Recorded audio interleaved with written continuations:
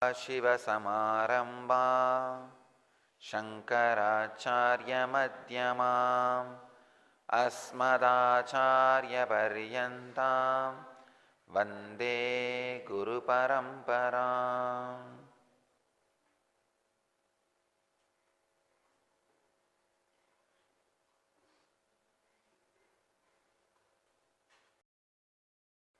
I welcome you all with my love and respects.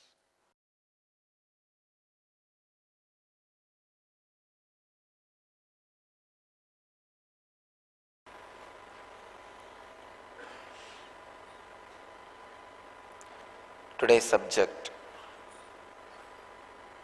for the satsang, Yoga, the science of bliss.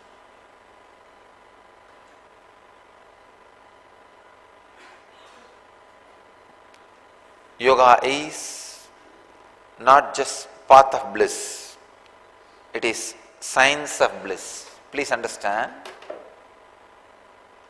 Path means some parts, some people may not be able to travel.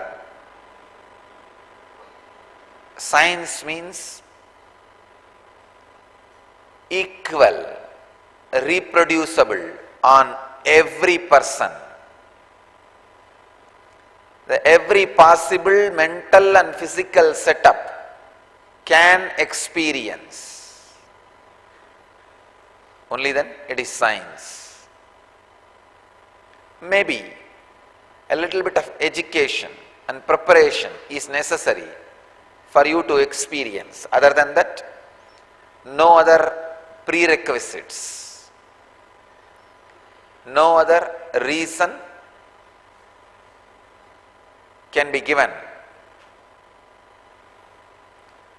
Yoga is a science of bliss. We'll enter into today's sutras. Yoganganushtana tan yoganga anushthanat ashuddhi kshaye jnana deeptihi aviveka kyateha.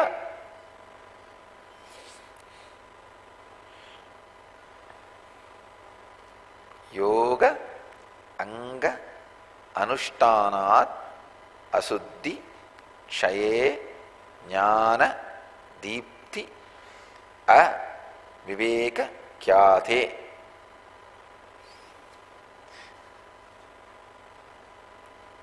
Swami Vivekananda translates this sutra as, through the practice of different parts of yoga, the impurities are destroyed and knowledge is kindled, leading up to discrimination.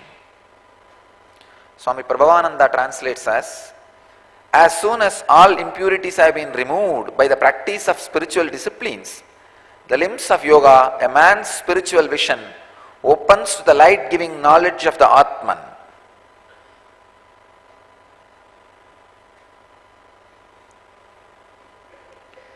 Swami Sachidananda translates as, by the practice of the limbs of yoga, the impurities dwindle away and there dawns the light of wisdom, leading to discriminative discernment.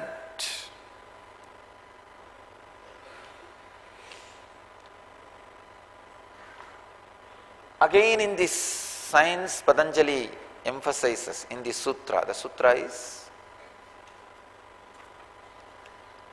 in the second chapter, 28th verse, in the whole Yoga Sutras, 79th Sutra.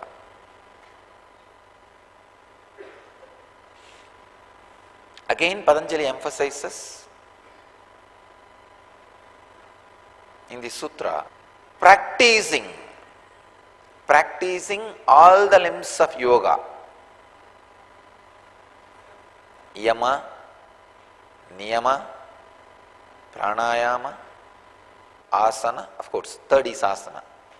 Yama, Niyama, Asana, Pranayama, Pratyahara, Dharana, Dhyana, Samadhi.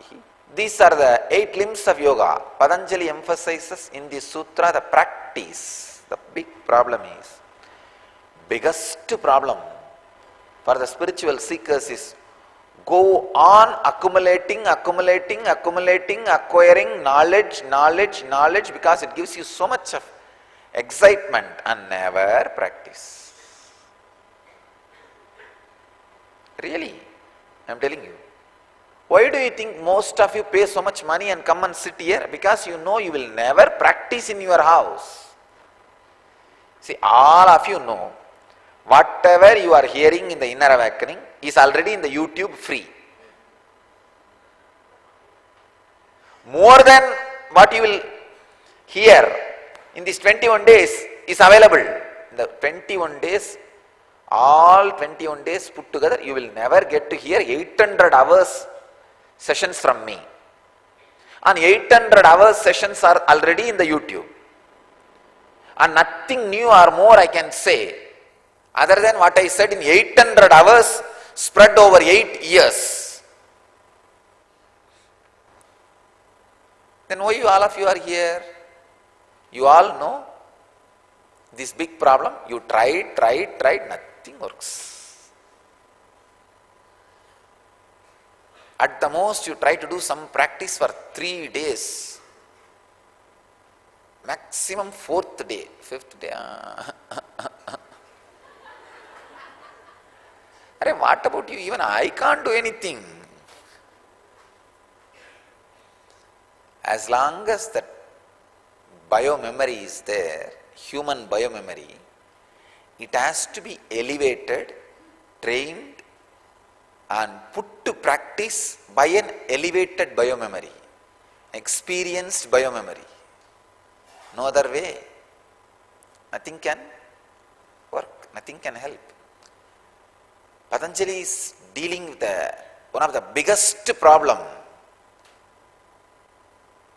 the human consciousness is facing. Not practicing, non-practice, practice.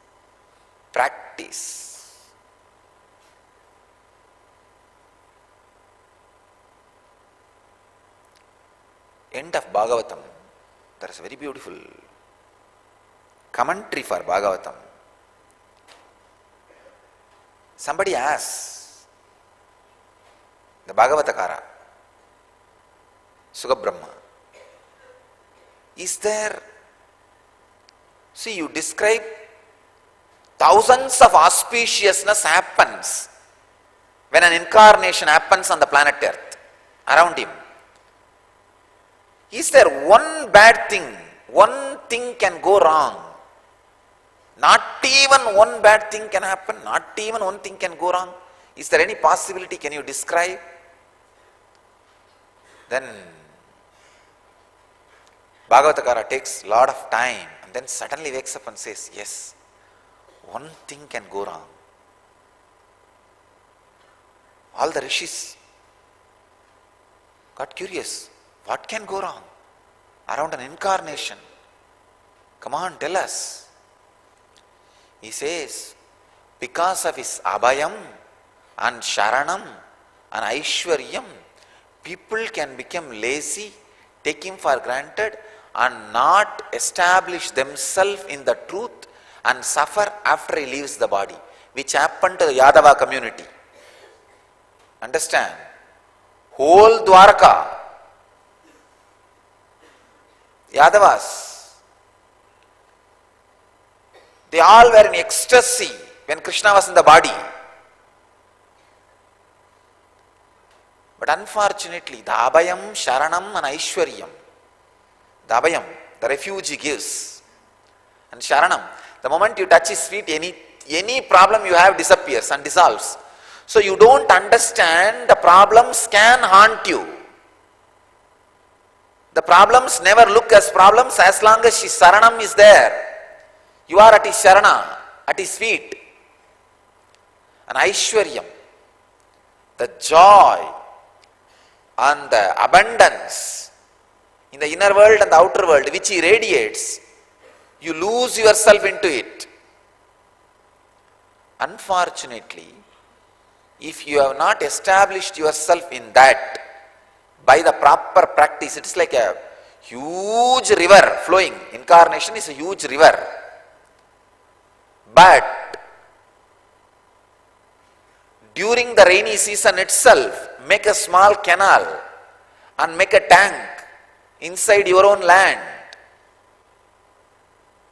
Make a canal and make a tank inside your land, so that for some reason the river dries up or you are not able to access the river, you have water source.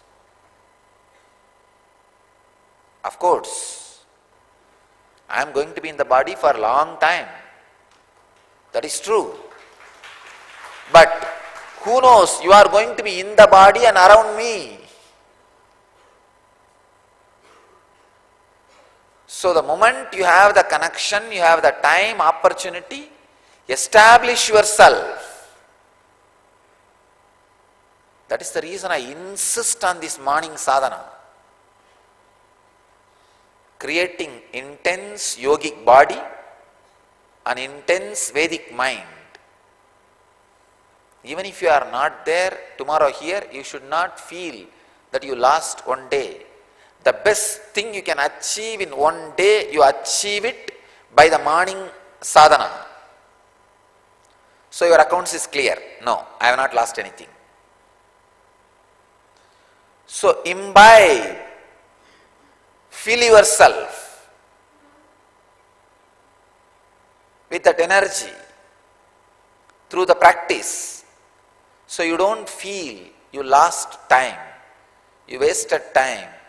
Even if you are not around me, it's a very important problem Patanjali is analyzing. Very important problem. Then Bhagavatakara very beautifully says, it's true what Bhagavatakara says. See the Yadava community.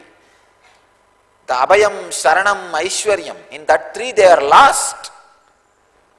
But the moment Krishna left the body, they are not able to tolerate themselves and their life. And practically, they killed each other so that the others won't suffer. You see, the killing did not happen out of enmity. It's almost like a mercy killing. You kill me, I kill you, let us die. It is like a mass suicide. That's what exactly happened. A mass suicide. Because without the master's physical presence, they do not know what to do. His physical presence is so enchanting and charismatic. Any depression, just get 2 minutes around him, it disappears. Because of that, you take depression very lightly. And you are not centering yourself so that you can live handling all these possible distractions and depressions in future. Understand? This is the only thing which can go wrong around the master. Let that not happen in your life. Save yourself. Let you not be the person to experience that wrong in your life. The only way is practice. Morning 5, whatever it may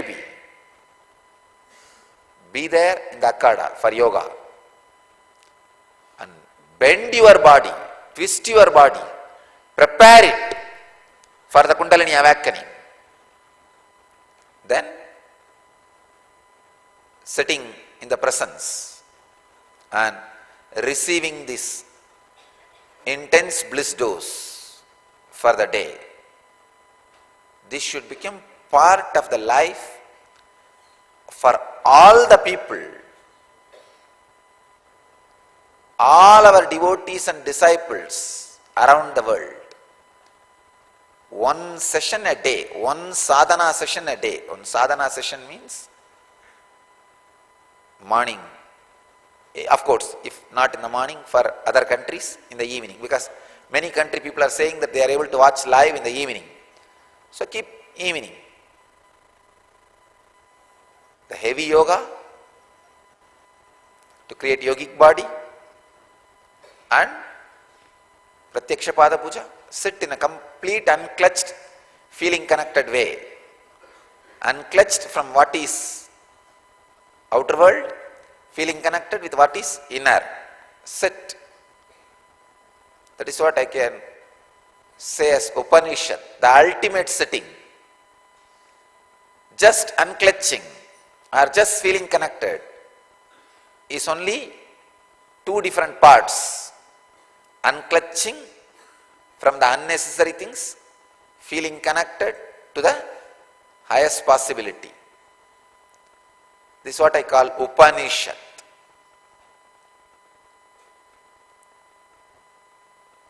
Upanishad is more deeper than Zazen. In Zazen, you sit unclutched. In Upanishad, you melt also with the feeling connection. So, every day, sadhana, Upanishad, and above all, naturally,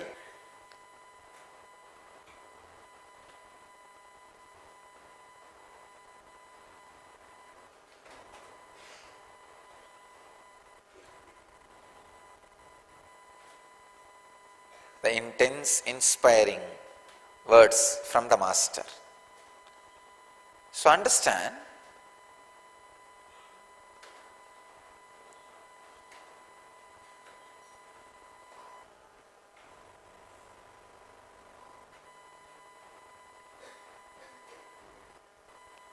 sadhana, practice, is the only way to avoid one of the greatest calamity which can happen around the Master, around an incarnation.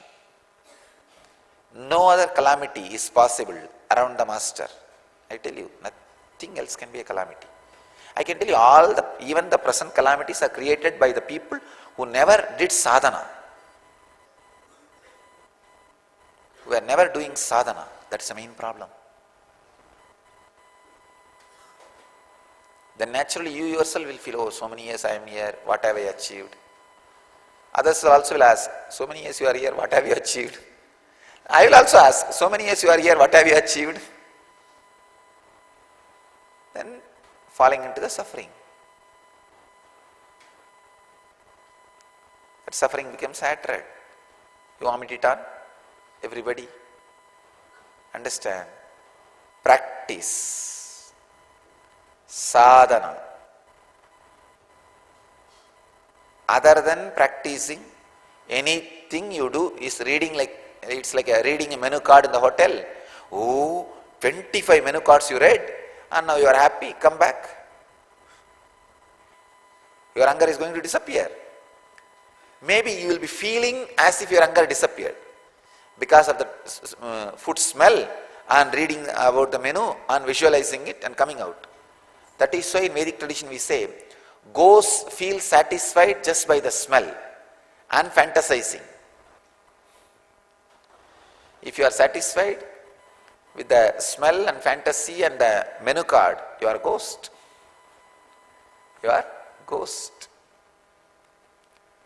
So be very clear, you are ghost. Don't be ghost, be real being. Bring sadhana into your being. Let sadhana be your lifestyle. I bless you all to achieve, experience, live, express and radiate the eternal bliss, Nityananda.